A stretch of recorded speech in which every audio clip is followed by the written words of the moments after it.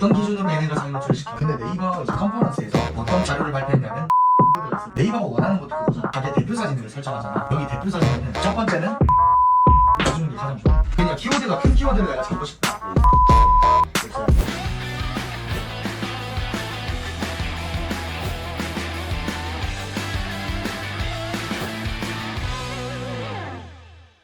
네이버 마케팅 여기에서 이제 플레이스, 블로그, 카페 같은 게 있는데 플레이스 상위 노출은 어떤 기준으로 얘네가 상위 노출을 시켜? 사람들이 많이 찾아왔다?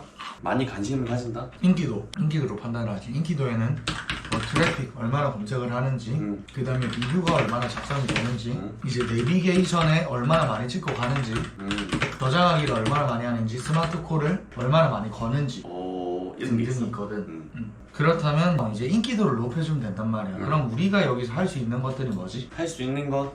보통 이제 업체들을 보면 트래픽도 막 먹이고 리뷰도 막 엄청 작업 많이 넣고 막 인위적으로 막 해버린단 말이야. 블로그도 막 사진 10장 갖고 세탁하면서 100장, 200장 써버리고 그럼 그거를 보고 누가 오느냔 말이야. 상위 노출은 될 수 있겠지. 누가 오느냔 말이야. 그런 업체를 많이 봤지. 그냥 뭐 블로그 들어갔는데 막 같은 사진으로 막 수십 개가 돼 있고 그런 데를 누가 가느냐 안 가. 그치. 오히려 더 반감이 든단 말이야. 상위 노출만 보고 가는 사람들은 있을 수 있지. 하지만 그것만 보고는 안 간단 말이야 절대. 그렇기 때문에 나는 정말 정성적으로 해야 된다고 생각해. 손님의 심리를 건드는 거지 정말. 내가 아까 말한 사다리 공실에 의거해서 그것만 해도 사실 제대로만 갖추면 충분히 손님을 우리 매장에 오게 할 수 있고 본질은 네 영역인 거야.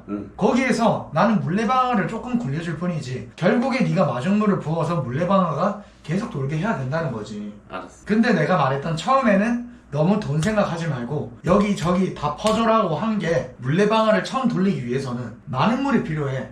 근데 돌아가기 시작하면 적은 물만으로도 돌아간단 말이야. 일단은 물레방아를 세게 한 바퀴 돌려야 된다. 절대 그럼 너무 욕심 부리지 말고 욕심을 내려놔. 그런 식으로 진행을 했으면 좋겠고 여기서 어찌됐던 이게 인기도인데 그 인기도가 만약에 진주 족발을 검색해. 그럼 여러 가지 족발집 중에 인기도를 제외하고 가장 족발집 같은 집을 보여줘야 될 거 아니야. 그럼 가장 족발집 같은 집이라는 뭘까? 여기서 가장 족발집 같은 집이 뭐야? 맛있어 보이는데. 아니 그것보다는 그럼 지금 광고 2개 더 있지? 족발 신성생 평거점이랑 할매보쌈 진주점이랑 뭐가 더 족발집 같아? 족발 신선생. 왜? 족발 사진을 보이니까. 또 이름? 이름에 족발이 들어갔고 족발이 안 들어가 있잖아. 그러니까 네이버는 사람이 보는 게 아니라 로봇이 본단 말이야. 그럼 예를 들어서 막 네가 족발집을 하는데 인스타 감성처럼 하려고 막 앞발집 이렇게 지어놨어. 그럼 네이버는 이게 무슨 뭐 앞다리살 구이집인지 수육집인지 족발집인지 몰라. 그러니까 그 기본적인 이제 서치 엔진 옵티미제이션 그걸 이제 검색 엔진 최적화라고 하는데 그 기본 점수에서는 감점을 먹고 들어간다는 거야. 앞발집이. 그러니까 사실 직관적으로 내가 적어도 판매하는 메뉴에 대해서는 들어가는 게 좋고 그럼 그렇게 따지면 우리가 좀 더 다양한 키워드를 그리고 상세한 키워드를 빨리 먹기 위해서 가게명 옆에 뭘 붙이면 좋을까? 뭐 지역명? 그렇지. 지역명으로 붙이면 좋아. 이제 예를 들어서 너는 칠암동 맛집을 잡으면 좋으니까 진주 칠암 본점 진주 칠암점이라고 하면 프랜차이즈 같으니까 진주 칠암 본점. 근데 애초에 이거를 칠암 본점으로 네이버 플레이스에 등록하기 위해서는 애초에 사업자 등록증이 그렇게 돼야 돼. 사업자 등록증이 그렇게 되려면 영업신고증부터가 그렇게 돼야 돼. 그래서 꼭 오코스 진주 칠암 본점으로 설정을 하라. 이제 그런 게 있고 그럼 검색엔진 최적화 첫 번째 상호명에 대해서 했어. 두 번째는 뭐가 있을까? 키워드? 어떤 키워드? 바로 사진과 가게 상세 설명이야. 거기다가 메뉴명까지.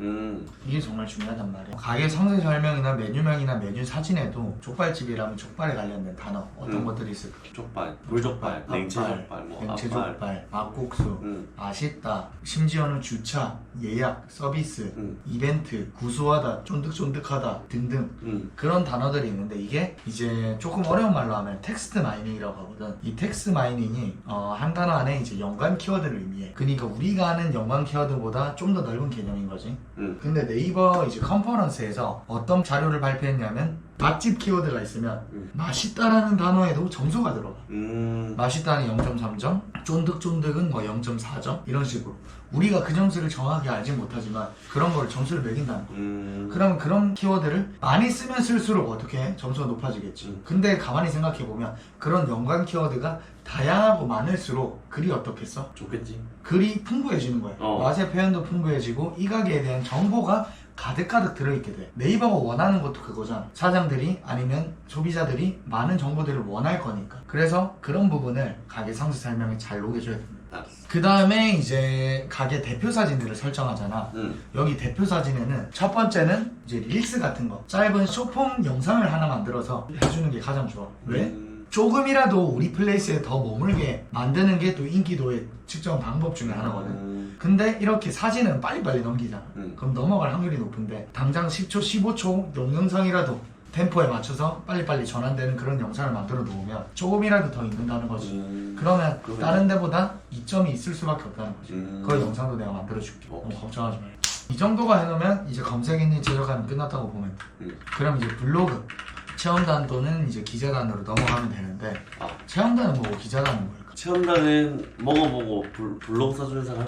식사권을 제공하고 블로그 써주는 사람. 그 다음에 기자는 누구냐? 이거는 이제 사진과 글을 제공하고 블로그에 올려만 주는 이 차인데, 이제 체험단은 내가 올리고 싶은 블로그에 못 올려. 그 체험단을 희망하는 사람들만 올 수 있으니까 내가 올리고 싶은 블로그에 가능하다는 거지, 기자는. 이 차이가 뭐냐, 블로그는 이게 좀만 더 깊게 들어가면 레벨이라는 게 존재해. 뭐 최적화 블로그 뭐 그런 거 들어왔나? 들어는 것 같은데. 저품주의 블로그, 뭐 일반 블로그, 최적화 블로그, 이게 뭐 관심이 없으면 모를 수밖에 없는데 그냥 키워드가 큰 키워드를 내가 잡고 싶다. 그러면 큰 블로그를 써야 돼. 레벨이 큰 블로그. 근데 이제 체험단 같은 경우는 큰 블로그를 고르기가 쉽지가 않지. 이제 기자단은 돈만 주면 큰 블로그에도 올릴 수가 있는 거야. 그래서 이제 그런 차이가 있는데 적정하게 잘 쓰면 가장 좋은데, 네가 이제 가게 오픈하고 사업자 등록하고 플레이스에 등록하는 순간 마케팅 업체들에서 전화가 엄청나게 올 거야. 뭐 강남 땡땡이다, 뭐 미땡이다, 뭐 디너에 땡땡이다, 뭐 이벤트에 당첨됐다, 뭐 네이버 공식 대행사다, 온갖 사기를 쓴단 말이야, 영업을 하기 위해서, 영업사원들이. 근데 그게 보통 한 달에 10만 원 받고 이렇게 체험단들을 해주는데, 이게 내가 내 유튜브 영상에도 그런 영상을 올리게 되는데, 사실 뭐 한 달에 10만 원 해서 그렇게 체험단 부르는 건 나쁘지 않지, 괜찮아. 근데 효과가 완전 복불복이라는 거지, 그거는. 왜냐면 거기서 좋은 이제 블로거들만 선별해서 보내주면 괜찮은데 거기도 그럴 정신이 없어. 막 보내준다는 거지. 그러면 결과도 당연히 복불복이라는 거야. 그럼 네가 직접 체험단을 했으면 좋겠어. 체험단을 하더라도 어떻게 하냐면 내 유튜브에 올려놨으니까 유튜브에 알았어. 지금 목이 쉬었으니까. 그 다음에 카페는 어떻게 글을 써야 돼? 카페 동네 맛집 있는데 글이 올려야겠지. 사실 그 큰 지역에서 가장 큰 카페에 글을 올리면 되는데, 장사하는데 사실 목숨 걸고 하는 거잖아. 생계형이잖아. 수단과 방법을 가리지 말아야지. 그러면 카페 침투 작전을 해야 하는 거야. 네 아이디부터 어머니, 아버지, 친구들, 직원들 아이디 빌려서 먼저 침투를 싹 해. 그러고 포커스라는 가게가 생겼던데 그거는 맛있더라. 근데 여기서 중요한 거는 마냥 너무 칭찬만 하면 안 좋아. 광고 티가 나고. 이미 그 카페판도 너무 많은 광고로 엄청 민감해, 광고에. 그래서 광고인 거 티를 뭐 웬만하면 내면 안 되기 때문에 나는 육참골단이라는 공식을 또 적용해. 육참골단 무슨 뜻일 것 같아? 육개장. 그렇지. 참깨 골뱅이. 육참골단이란 단무지. 살을 내어주고 뼈를 취한다. 그게 무슨 말이지? 작은 걸 내어줌으로써 큰 걸 얻는다는 뜻이야. 그러면은 맘카페를 할 때 이제 가게의 작은 단점을 스스로 이제 말하는 거예요. 가게가 조금 좁아서 이게 많은 사람들이 못 앉아서 조금 기다렸어요. 근데 기다린 보람이 있었어요. 나베가 나왔는데 처음에 첫 술에는 조금 싱거웠어요. 근데 5분 정도 졸이니까 너무 간도 딱 맞고 진하니 맛있었어요. 이런 식으로 이렇게 하나를 작게 돌려가면 사람들은 이게 광고인지 잘 몰라. 이 방법을 사용하면 좋고, 여기에서 그치지 말고 글을 하나 썼으면 리뷰에도 조금 쓰는 거야. 왜냐면 친구들은 실제로 와봤을 거니까 친구한테 부탁을 하는 거야. 후기 좀 써달라고. 댓글에. 그럼 그 친구는 그래도 맛있다고 써주겠지. 그러면 다른 사람들이 마찬가지로 거기 안에서도 작은 사다리 공식이 적용되면서 리뷰가 후기가 있음으로써 안심하고 가볼 생각을 가지고 있지. 이 사이클이 또 도는 거지. 일단 여기까지만 하고 이제 이후에 그런 거는 내가 차근차근 또 알려줄게.